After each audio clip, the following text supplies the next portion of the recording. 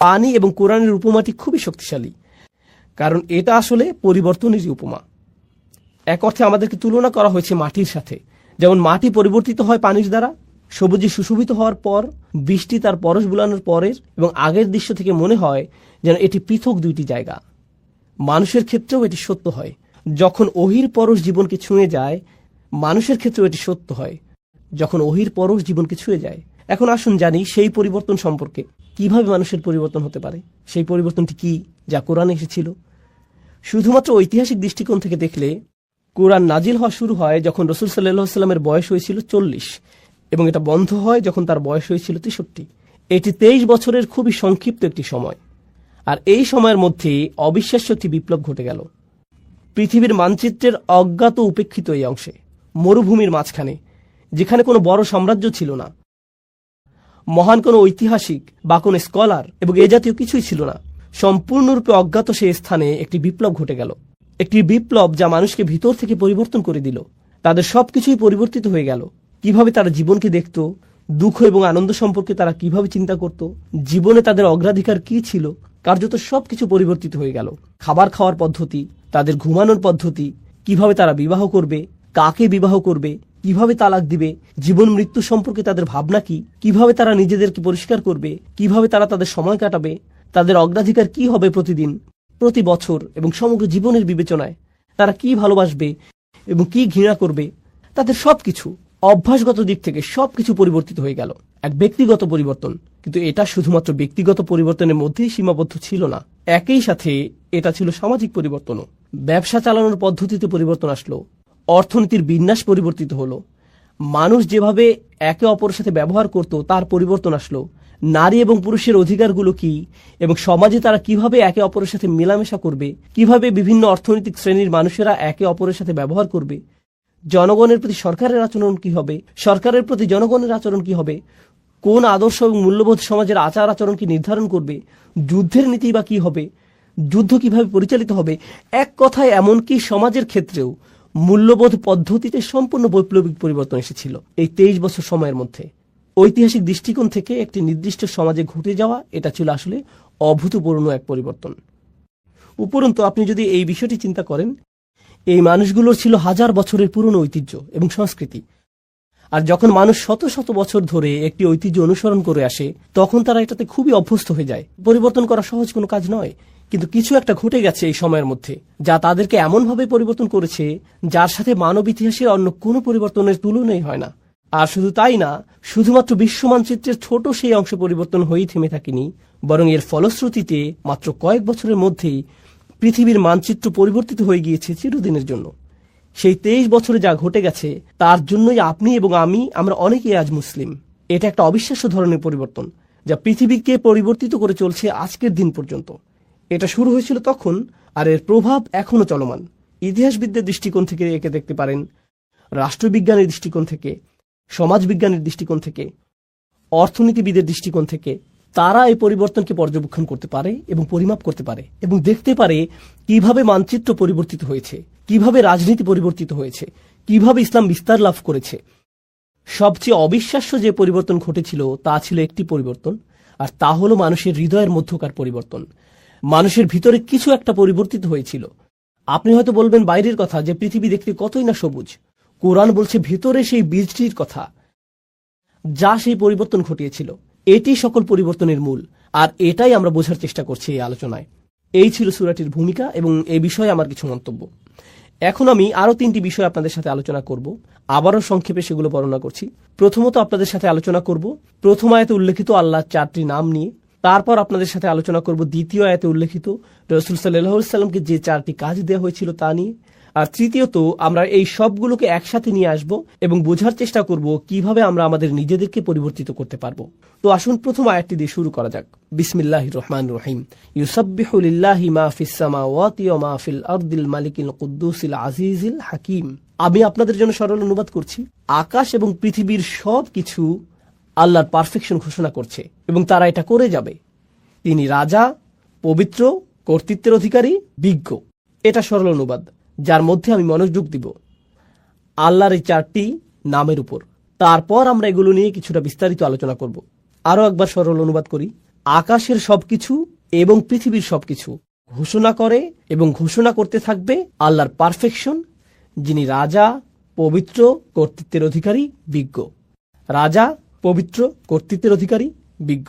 তো আসুন এখন এই নামগুলোর প্রত্যেকটি নিয়ে কিছুটা আলোচনা করা যাক। আর আমি যেটা দিয়ে শুরু করতে চাই, এই বিষয়ে ইমাম ফখরুদ্দিন আল রাজির একটা পর্যবেক্ষণ দিয়ে,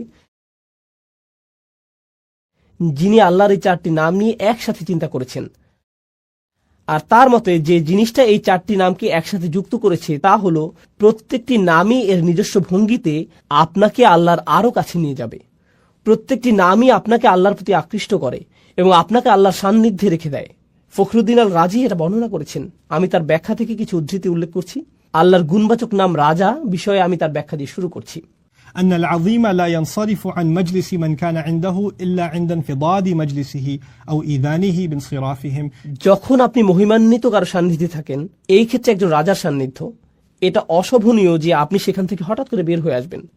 আপনাকে রাজকীয় সান্নিধ্যের সম্মান দেওয়া হয়েছে। আপনি আমন্ত্রিত হয়েছেন কোনো প্রাসাদে, তখন আপনি কোনো রেস্টুরেন্ট বা ট্রেন স্টেশন অথবা সিনেমা হলে বসে নেই যে আপনি উঠে চলে আসলেন। যেহেতু আপনি একজন রাজার সান্নিধ্যে রয়েছেন, আপনাকে যথাযথ শিষ্টাচার এবং নিয়মকানুন মেনে চলতে হবে। আমার নিজের এই বিষয়ে কিছুটা অভিজ্ঞতা আছে। আমার সুযোগ হয়েছে কয়েকজন প্রেসিডেন্ট এবং কয়েকটি দেশের রাজপরিবারের সদস্যদের সাথে সাক্ষাৎ করার। আপনি তাদের সাথে সাক্ষাৎ করার আগে সবসময় একটা প্রোটোকল টিম থাকে, তারা বলে দেয় এভাবে আপনি প্রেসিডেন্টের সাথে দেখা করবেন, এভাবে আপনি রাজাকে সম্ভাষণ জানাবেন, এখানে আপনি বসবেন, প্রথমে এটা করবেন, তারপর সেটা করবেন। কথোপকথনের মাঝখানে আপনি ফোন হাতে নিয়ে এভাবে কথা বলতে পারবেন না, এক্সকিউজ মি রাজা, আমাকে একটা ফোন রিসিভ করতে হবে। না, এটা সম্ভব না।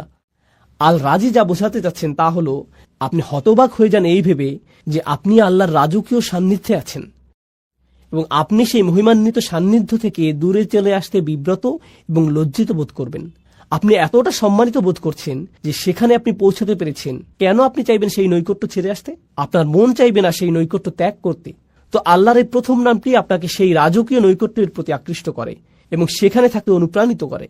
আল্লাহর দ্বিতীয় নামটি আল কুদ্দুস, যার সরল অনুবাদ আমি করেছি পবিত্র। আল রাজি এ বিষয়ে বলছেন, আল মুনাজ্জাহু আনিন নুকস ওয়া হুয়া ইউরগাবু ফি হাদরাতিহি। এটা বোঝায় এমন ব্যক্তিকে যিনি সকল ত্রুটি থেকে মুক্ত। আর যেহেতু সেই ব্যক্তি ত্রুটি থেকে মুক্ত, সে হয় পরিশুদ্ধ, খাঁটি চরিত্রের অধিকারী। সবাই এই ধরনের সত্তার সান্নিধ্য কামনা করে। আরো সহজ করে বলছি, মানুষ বিশুদ্ধ চরিত্র পছন্দ করে।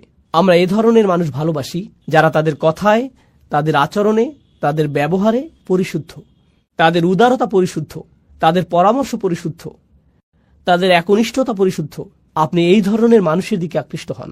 সত্যবাদী মানুষ, সৎ মানুষ, স্বচ্ছ চরিত্রের মানুষ, এই ধরনের মানুষের চারপাশে আপনি থাকতে চান। মানবজাতির স্বভাবগতভাবেই সত্যবাদিতা, পরিচ্ছন্নতা এবং বিশুদ্ধ চরিত্রের দিকে আকৃষ্ট হয়। বাহ্যিক দিক থেকেও আপনি যদি কোনো দূষিত এলাকায় বসবাস করেন, যেখানে রয়েছে ধুলাবালি এবং এ জাতীয় জিনিস, মানুষ সেটা থেকে কোথায় চলে আসতে চায়?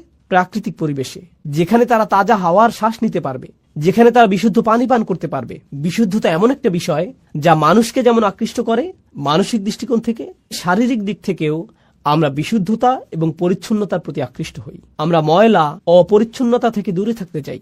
এটা মানব প্রবৃত্তি যা আল্লাহ আমাদের মধ্যে দিয়েছেন।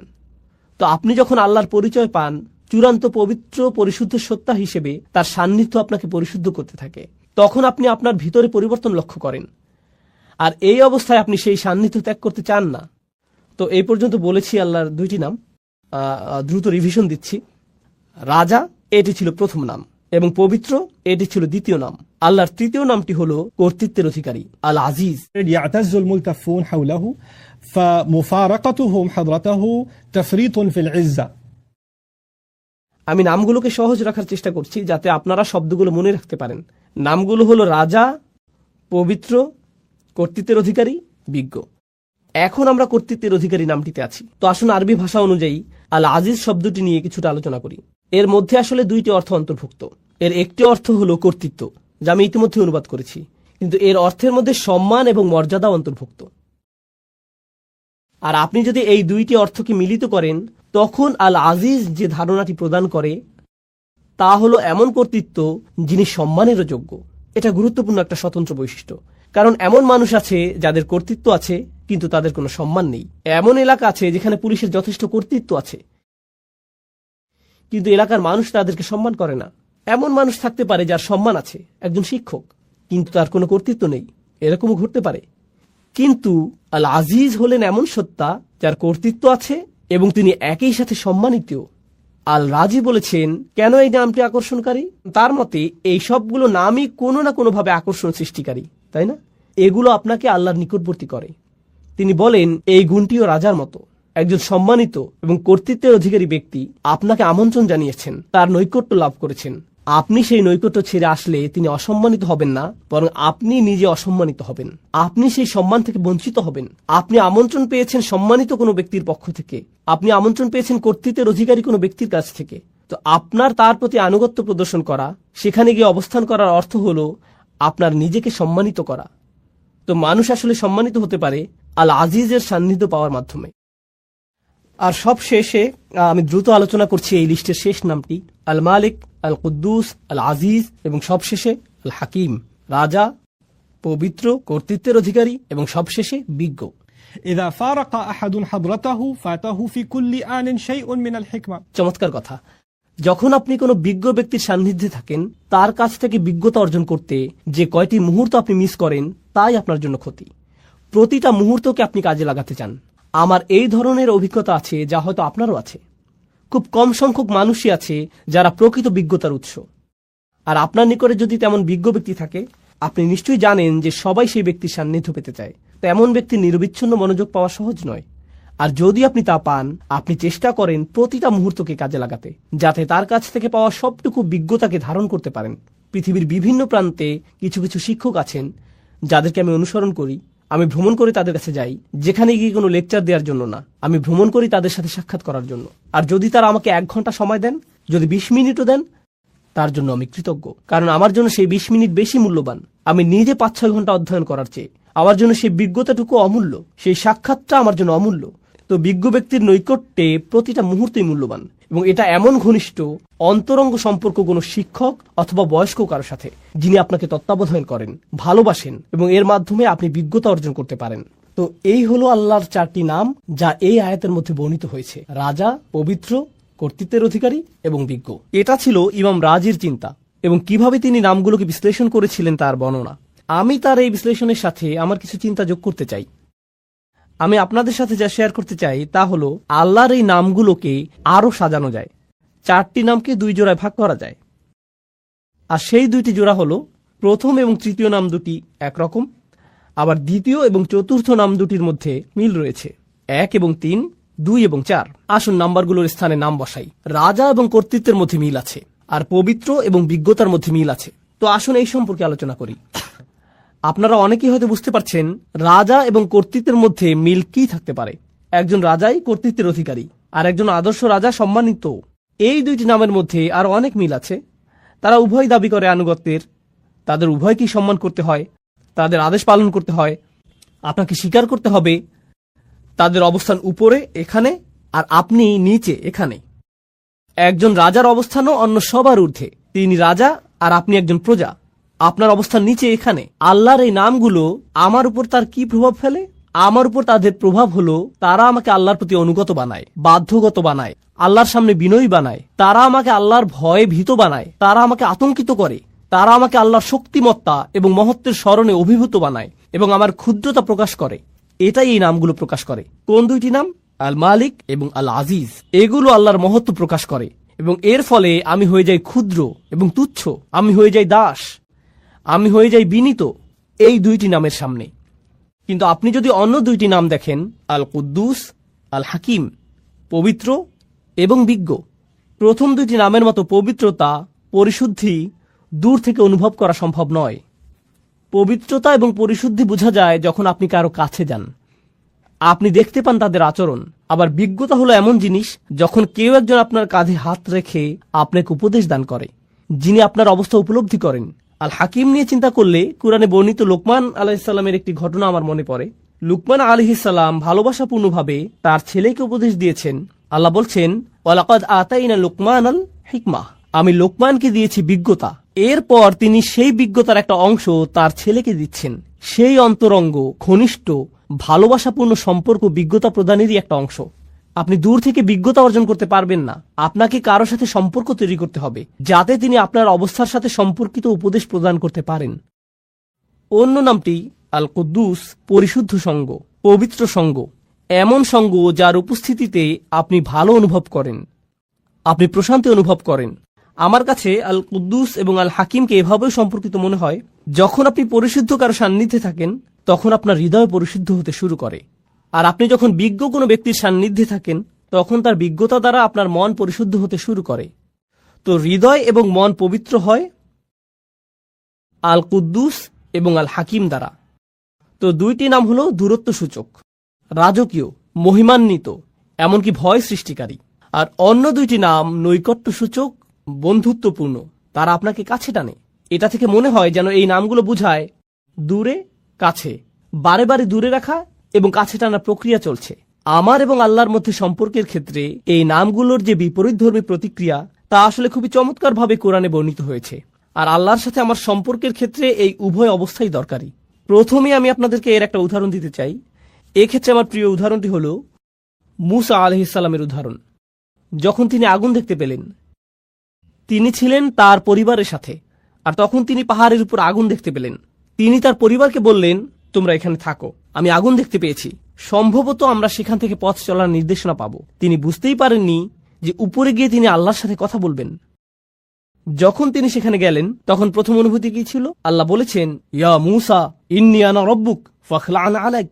মূসা, নিঃসন্দেহে আমি তোমার প্রভু, অতএব জুতা খুলে প্রবেশ করো। ইন্নাকা বিল ওয়াদিল মুকাদ্দাসি তুয়া, নিঃসন্দেহে তুমি পবিত্র তুয়া উপত্যকায় আছো। তিনি ভয় পেয়ে গেলেন। আল্লাহ মূসা আলাইহিস সালামের উপর তার প্রভুত্বকে প্রতিষ্ঠিত করলেন। তিনি একজন দাস মাত্র, জুতা খুলে ফেলো, যথাযথ সম্মান প্রদর্শন করো। এটা একটা ভয় সৃষ্টিকারী সম্পর্ক। পরেই আল্লাহ কি বললেন? ওয়া আনা উখতারতুকা ফাসতামি' লিমা ইউহা, এবং আমি তোমাকে মনোনীত করেছি, আমি তোমাকে বাছাই করে নিয়েছি, তোমার উপরে যা নাজিল করা হচ্ছে তা মনোযোগ দিয়ে শোনো। অর্থাৎ আল্লাহ বলছেন, আমি তোমার মধ্যে সম্ভাবনা দেখেছি, এজন্যই তোমাকে মনোনীত করেছি। এখন তিনি মূসা আলাইহিস সালামকে স্বাভাবিক করতে চাইছেন। ইন্নানি আনাল্লাহ লা ইলাহা ইল্লা আনা ফা'বুদনি, নিঃসন্দেহে আমি আল্লাহ, আমি ছাড়া ইবাদতের যোগ্য আর কেউ নেই, আমার দাসত্ব করো। এটা আবারও প্রভুত্ব এবং দাসত্ব ভয় সৃষ্টিকারী সম্পর্ক। আর এর ঠিক পরেই নৈকট্য সূচক সম্পর্ক। ওয়াকিমিস সালাতা লিযিকরি, নামাজ কায়েম করো যাতে আমাকে স্মরণ করতে পারো। আল্লাহর স্মরণ অবশ্যই হৃদয়ের সাথে সম্পর্কিত এবং আল্লাহর সাথে নৈকট্য প্রকাশকারী বিষয়। এর পরেই তিনি আবারও তাকে ভয় দেখাচ্ছেন এবং বলছেন, ইন্নাস সাআতা আতিয়াতুন আকাদু উখফিহা লিতুজজা কুল্লু নাফসিন বিমা তাসআ ফালা ইয়াসুদ্দান্নাকা আনহা মান লা ইউমিন বিহা ওয়াত্তাবা হাওয়াহু ফাতারদা। কিয়ামত নিকটবর্তী, আমি এটাকে প্রায় সম্পূর্ণ গোপন রেখেছি যাতে প্রত্যেক ব্যক্তি তার প্রচেষ্টা অনুযায়ী প্রতিদান পেতে পারে। যারা কিয়ামতে বিশ্বাস করে না এবং নিজের প্রবৃত্তির অনুসরণ করে, তাদেরকে সেই সুযোগ দিও না যাতে তোমাকে বিভ্রান্ত করতে পারে, তাহলে তুমি পাহাড় থেকে নিচে পড়ে যাবে। আক্ষরিকভাবে তিনি বলেছেন ফাতারদা, কারণ মূসা আলাইহিস সালাম পাহাড়ের উপরেই দাঁড়িয়েছিলেন। তো তিনি বললেন, তারা রূপক অর্থে পাহাড় থেকে পড়বে, ব্যতিক্রম কিছু করলে তুমি আসলেই পড়ে যাবে।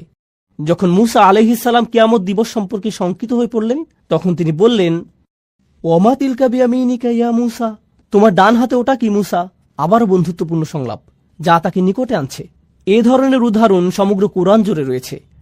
এখন এটা জানা গুরুত্বপূর্ণ যে কেন এ ধরনের সংলাপ, কেন কিছু নাম আমাদেরকে আতঙ্কিত করছে, ভীত করছে, আল্লাহর কর্তৃত্ব প্রতিষ্ঠা করছে, আর অন্য নামগুলো কেন তাকে বন্ধুত্বে পরিণত করছে, ঘনিষ্ঠ সহযোগী বানিয়ে দিচ্ছে।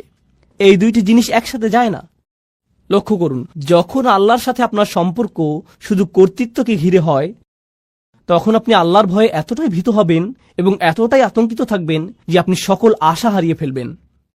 যদি আল্লাহর সাথে আপনার শুধুই বন্ধুত্ব এবং ভালোবাসার সম্পর্ক হয়, তখন আপনি বলবেন, আল্লাহ আমাকে ভালোবাসেন, তিনি আমার প্রকৃত অবস্থা জানেন, আমি তাকে ভালোবাসি, তিনি আমার সবচেয়ে ভালো বন্ধু, ইত্যাদি ইত্যাদি। আপনি জানেন বন্ধুদের মাঝে কি হয়? বন্ধুদের কারো উপর কারো কর্তৃত্ব থাকে না। বন্ধুরা এমন বলে, হ্যাঁ আমি তার সাথে সীমা লঙ্ঘন করি, কিন্তু তাতে কি?